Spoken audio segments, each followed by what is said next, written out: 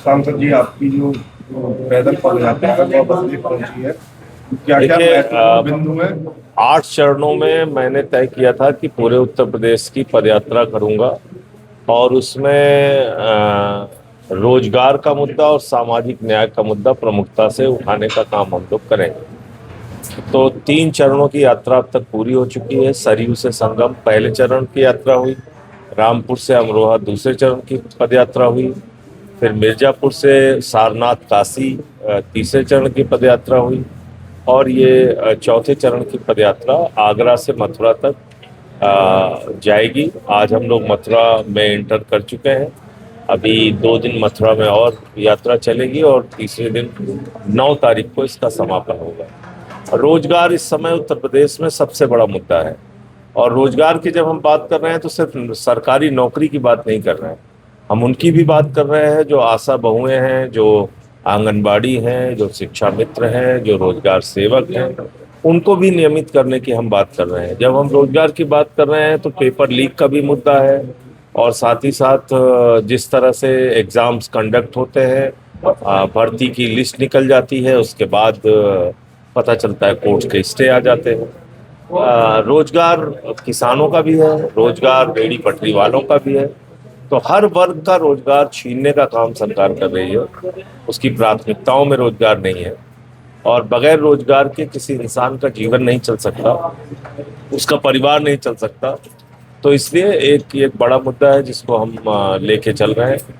और दूसरा है सामाजिक न्याय का मुद्दा। आज उत्तर प्रदेश में स्कूल की बात नहीं होती, अस्पताल की बात नहीं होती, सरकारी सुविधाओं को बेहतर करने की बात नहीं होती।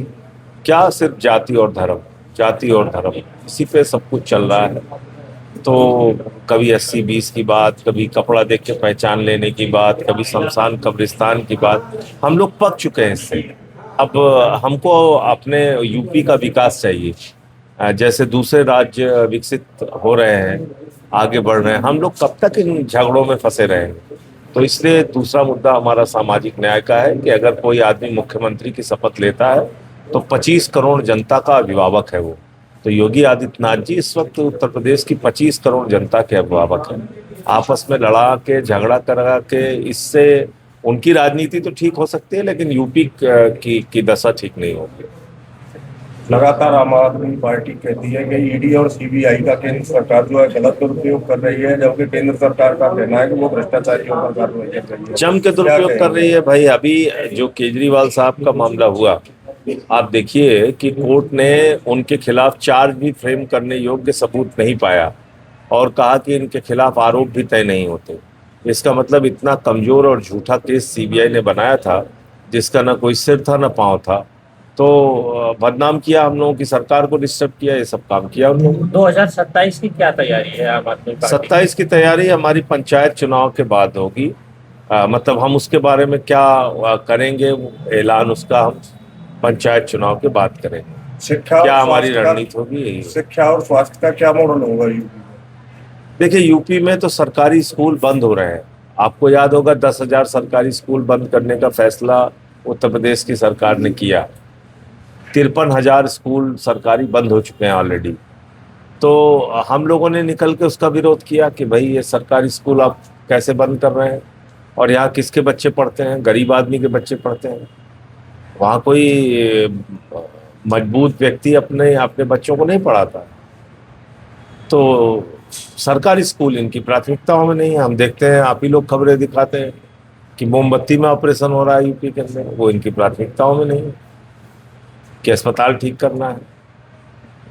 हम देखते हैं पानी की टंकी उद्घाटन से पहले टूट जाती है जल जीवन मिशन में। गांव गांव में आप चले जाइए, इतना भ्रष्टाचार है। जल जीवन मिशन एक भ्रष्टाचार की सबसे बड़ी योजना उत्तर प्रदेश में चल रही है। सबसे पहले मैं उसके खिलाफ बोला था, लेकिन चल रही है। संसद में कई बार आपकी आवाज को दबाने का प्रयास किया गया है। तो वो तो काफी कोशिश करेंगे, हम कहाँ दबने वाले हैं, हम तो लड़ेंगे इनसे।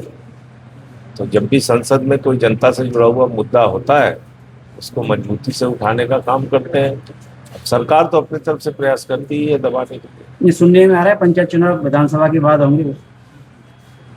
देखिए, ऐसा सुनने में जरूर आ रहा है, लेकिन कोर्ट का निर्देश है साफ तौर पे कि चुनाव इनको पहले कराने होंगे।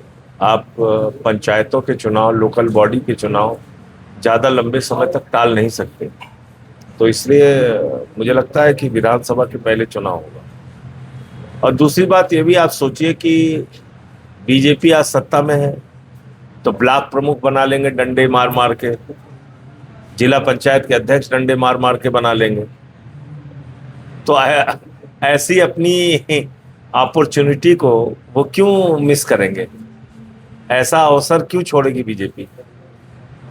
मेरा अपना ये मानना है कि वो चुनाव पहले कराएंगे।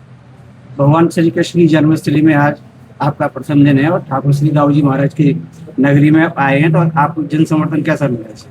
बहुत जबरदस्त। आज मथुरा के जो हमारे जिला अध्यक्ष हैं भगत सिंह जी, हमारे पूर्व जिला अध्यक्ष हैं अजय गौतम जी, रवि जी, तो अश्विनी जी हमारे प्रभारी हैं, इन लोगों ने बहुत अच्छा, और पूरी यात्रा का प्रबंधन हमारी हृदय चौधरी जी जो प्रांत के अध्यक्ष हैं, पहले दिन से आगरा से लेके और लगातार मथुरा तक हाथरस सारे इंतजाम बहुत अच्छा इन्होंने किया और यात्रा को कामयाब बनाया। कार्यकर्ताओं को जोड़ के, साथियों को जोड़ के, ये आम आदमी पार्टी के लिए बहुत शुभ संकेत है। हमारा संगठन धीरे धीरे बढ़ रहा है, हमारी बातें गांव तक पहुंच रही हैं और हम चाहते हैं राजनीति मुद्दों पर हो। कब तक नॉन इश्यूज पे हम अपनी पॉलिटिक्स करते रहेंगे? धन्यवाद।